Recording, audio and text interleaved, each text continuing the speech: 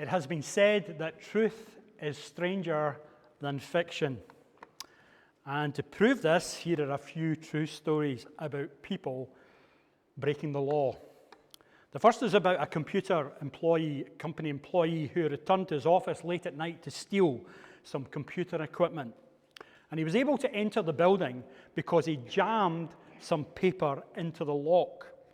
However, the police were able to apprehend him when they found the piece of paper because he used a parking ticket that he had received a couple of days earlier with his car registration number on it. What a plonker. Another involves police officers again, not working for Police Scotland, just to make that clear. They were investigating a car theft, and when they asked the owner about any valuables that were in the car, the man said, well, there was actually 2 tickets for a concert in the glove box. Well, figuring they had nothing to lose, the police went to the concert, and who was sitting in the seats but the 2 guys that had stolen the car? They used the tickets from the store. I mean, how stupid? How stupid? Truth, stranger than fiction. And people do incredibly weird things. You know that Jenny ran the Edinburgh Marathon last weekend, but never left St. Meadows? I mean, how weird is that? And she was back home before I even had my breakfast. Truth is stranger than fiction. Well, what about the day that Jesus walked up to a tax collector called Matthew? As you know, or you may know, tax collectors were despised, a hated bunch of people. They fleeced the taxpayer, making sure that they themselves made a healthy profit from each person who paid their dues. Not only that, the locals regarded tax collectors as traitors because they were working for the Romans, the occupying enemy force in Israel at the time. And everyone walked past a tax collector without giving them even a second glance. And if they did happen to catch their eye, they would glare at them or they'd make some rude comment or even a gesture. Well, what a surprise then when Jesus goes up to this tax collector, this Matthew, and regardless of what everyone else thought, Jesus said to him these words, "Follow me." Follow me. This rabbi, this holy teacher, invited an open sinner to be one of his disciples, to be one of his followers, to be in his gang. And further, what a surprise when Matthew left his tax collector's booth with all the money he was collecting that day and went with Jesus, inviting him to his home for a meal. And even further, what a surprise when Jesus actually went to his house and shared a meal with him and other tax collectors. Now, this is a big deal, for in that culture, and I suppose it's the same in any culture, to share a meal is a sign of, well, it's a sign of something deeper than just a mere acquaintanceship, isn't it? To go and to be invited to someone's home to break bread, to share in food, is a sign of friendship and acceptance. You can almost sense the rage of the onlookers as they could hardly believe that Jesus was doing this with this man. How stupid must he be? Did he not realize who this Matthew was, what he stood for? Well, of course, Jesus knew. And even further still, what a surprise to read that in the very next chapter, Jesus sent Matthew and the other 11 to go to the lost sheep of the house of Israel to preach, to heal, to raise the dead, and to drive out evil spirits. Matthew, who was regarded by everyone else as the scum of the earth, a cheat, a turncoat, was called by Jesus to be one of his representatives.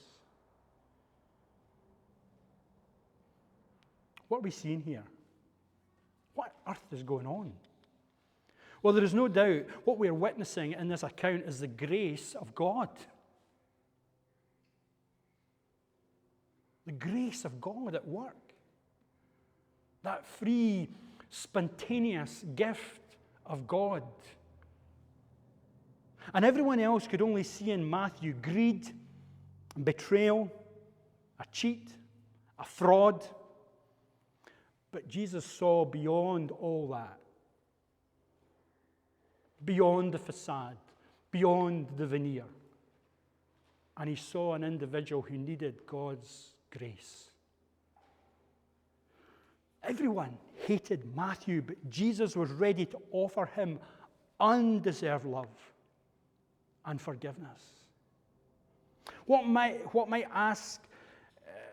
had Matthew done, we may ask, to attract Jesus' attention? Well, we aren't told that Matthew did anything that day.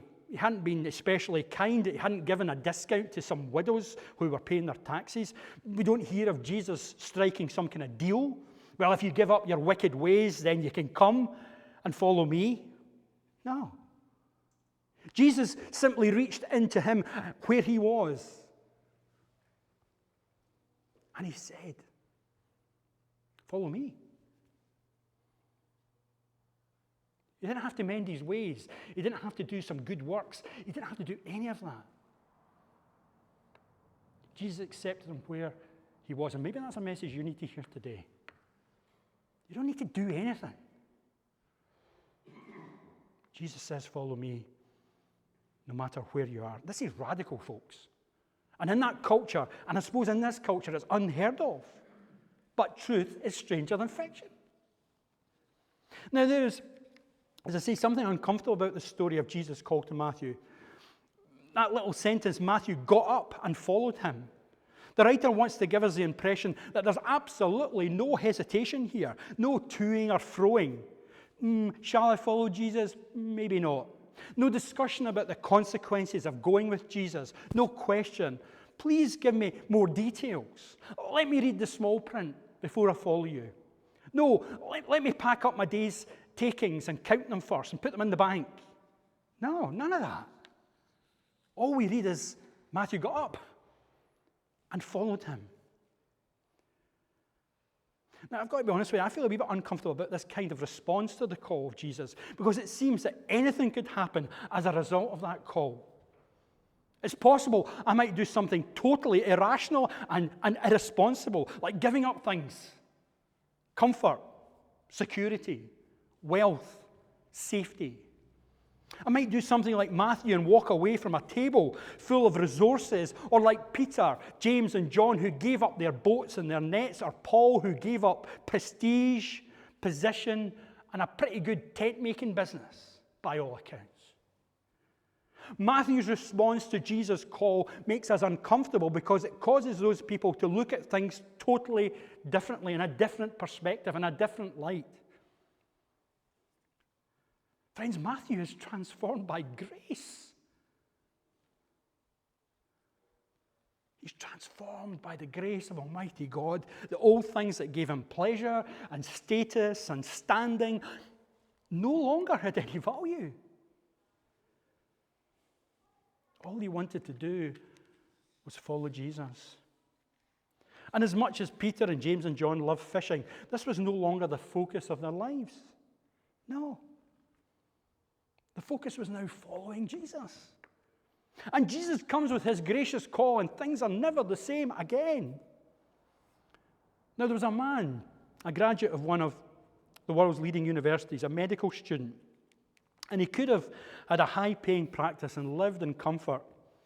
He also, coupled with that, he had a brilliant talent for music, and he could have become a very famous musician. Such was the caliber of his musical ability. But instead, Albert Schweitzer went to Africa as a medical missionary. And when asked why he'd given up the fame and the wealth, why he'd given up all these baubles, as it were, to work with lepers, this is what he said. I had the feeling it was what God wanted me to do. Jesus comes with a gracious call, and things are not the same again. I recall when I was at college, as I was saying earlier, I have to dig deep into the recesses of mine because it was a long, long time ago. We had a fellow come from I think it was Wheaton College in the States to speak on church growth. And he gave an illustration of a congregation consisting of entirely elderly people, elderly women, and the average age was 80 plus, probably nearer to 90, and they were a decreasing congregation as year went on. And it was only a matter of time before they would have to close the building, shut up shop, and just say, that's us, we're done. One by one, the elderly ladies, they had a chat after the service over a cup of tea or whatever they do over there. And one of them noted that every day, literally hundreds of children passed the door of their church on the way home from a nearby school. And many of them were going home to an empty house because both mum and dad were working. Well, these older folk were plucky and radical. And this is what they did. They dragged a piano. There was no keyboard. They dragged the piano to the front steps of the church. And one of them started playing as the children went by. And the other started, they baked and they made cakes and they served the cakes and the drinks. And soon they had a thriving after-school club that led to the renewal of that congregation. I just think that's absolutely wonderful. It is so simple. There is no huge strategy there. There is no, great academic paper on growth. They just love the folk on their doorstep. It's simple and effective. And rather than saying, it's I been this way and I'll be this way, we can't have any change, and die, they rose to the opportunity that God had put on their doorstep. They looked outside their walls and used the skills of music, of baking, and most of all, of welcome. What's that statement? Don't ask me what you preached 2 weeks ago, because I can't tell you, but I can tell you about the welcome you gave me. Welcome. Jesus comes with his gracious call, and things are never the same again, friends. Jesus called you and I. He has come to us through his word. He has called us to follow him, and he has forgiven us. He's welcomed us into his kingdom, and he calls us to call others to follow him. To follow him. And if the church takes this call seriously, then who knows where it will lead? As I said before, Matthew wasn't called to be a disciple just to make up the numbers. He was soon sent out to proclaim God's kingdom. He was out there and he was sharing that message of Jesus. Whoever welcomes you welcomes me. Jesus hasn't called us into the church so that we can be simply comfortable and reflect on a bygone age, or to look after our own spirituality. He's called us to struggle with our selfishness, lack of concern for others. He's called us to stir ourselves out of our cozy self-centeredness. He's called us to wrestle and to look at how we might be a light in the darkness. How we might be leaven in the dough. He's called us to recognize the gifts and talents that the Holy Spirit has given to us as a congregation of God's people and to use them. Sure, it might be proclaiming the glorious truth of the gospel, but it might be baking a few scones that you can share with someone and thus display the love of Christ. And one is no higher than the other.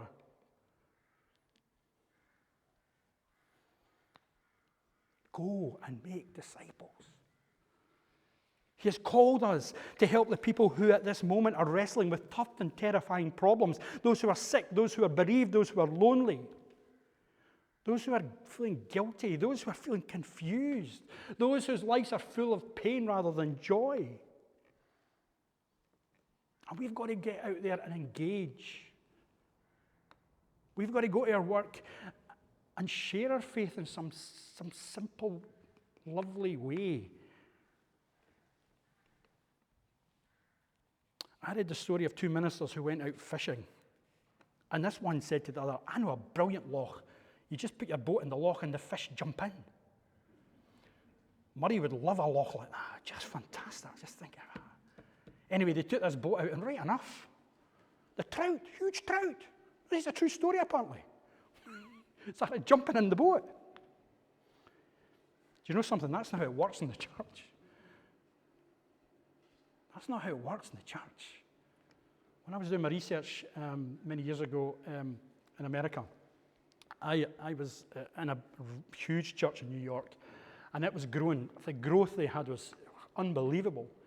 And their argument was that they were very, well, they asserted that it wasn't folk coming through the front door, as in fish jumping onto the boat. It was folk coming in a side door. It was where they were engaging with the community.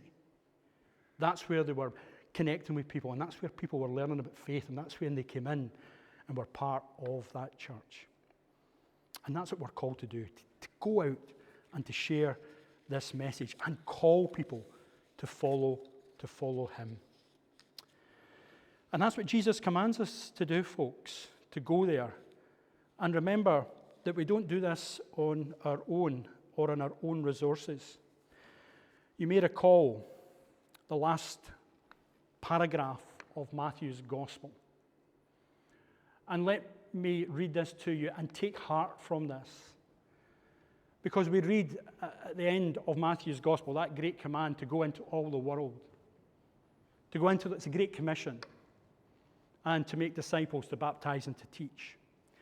But the most important thing for me in terms of that whole text is that very, very concluding sentence, and it's this: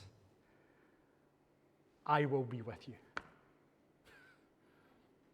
I will be with you always. And I will be with you always, even to the end of the age.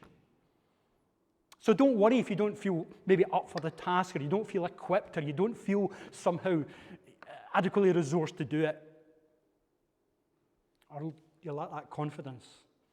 Just hold on to that truth. Jesus has said, I will be with you. Always. To the very end of the age. If you've not made that commitment, why don't you consider that today to follow him? And if you have made that commitment, why don't you encourage others to consider to follow him?